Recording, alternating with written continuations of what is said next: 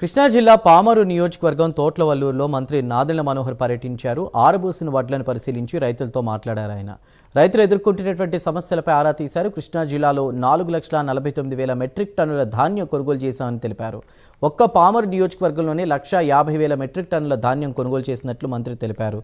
ముఖ్యమంత్రి చంద్రబాబు, ఉప ముఖ్యమంత్రి పవన్ కళ్యాణ్ నాయకత్వం రైతులకు అద్భుతమైన ఫలితాలను అందిస్తుందన్నారు మంత్రి నాదెళ్ల మనోహర్ కుమార్.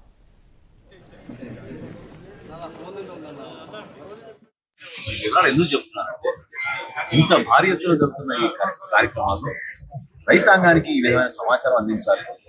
ప్రభుత్వానికే మీరు అమ్మితే కనీసం మద్దతు ధర ఖచ్చితంగా మీకు 1,790 రూపాయలు చొప్పున 70 కిలోల బస్తాకి ప్రభుత్వం మీకు ఏర్పాటు చేస్తుంది.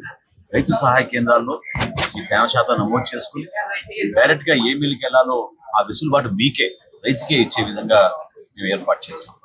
గోటాల విషయంలో కానివ్వండి, లారీల విషయంలో కానివ్వండి, ట్రాక్టర్ల విషయంలో కానివ్వండి, చివరికి రైతు ఖాతాల్లో ఒకే రోజులో 24 గంటల లోపే డబ్బు జమ అవడం అనేది మా కూటమి ప్రభుత్వం, గౌరవ ముఖ్యమంత్రి గారు చంద్రబాబు నాయుడు గారు, అదేవిధంగా గౌరవ ఉప ముఖ్యమంత్రి గారు పవన్ కళ్యాణ్ గారి నాయకత్వం అద్భుతంగా రైతాంగానికి దోహదపడతాం.